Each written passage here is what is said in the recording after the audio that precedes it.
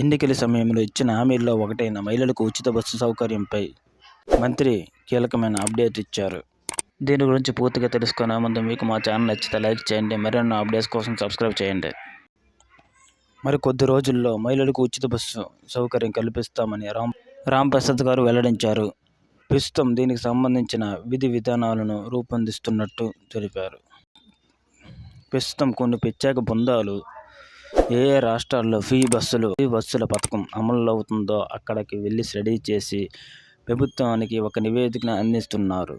ప్రస్తుతం ఈ ప్రక్రియ కొనసాగుతూనే ఉంది. దీనితో పాటు మరో హామీ కూడా అమలు చేయబోతున్నట్టు వెల్లడించారు.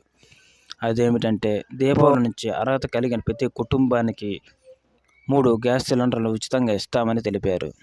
మరోవైపు రాష్ట్రంలో మహిళలకు ఆర్థికంగా బలోపేతం చేయడంతో పాటు డ్వాక్రా మహిళలకు 5 నుంచి 10 లక్షల వరకు రుణాలు మంజూరు చేస్తామన్నారు. ప్రభుత్వం మరలా తీసుకొచ్చిందని, దీనివల్ల ప్రజలకు గత ప్రభుత్వంలో నిలిపివేసిన అన్నా క్యాంటీన్లను పేదలకు 3 పూట్ల ఆహారం అందిస్తున్నామని, రాబోయే రోజుల్లో ఇచ్చిన హామీలన్నింటినీ నెరవేరుస్తామని తెలియజేశారు.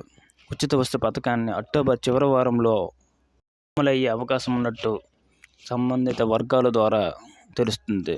అయితే దీనిపై ప్రభుత్వం ఒక క్లారిటీ ఇవ్వాల్సి ఉంది. మీరు చూసేవారు ఏపీ ఇవ్వాలి అయితే ఒక లైక్ చేయండి.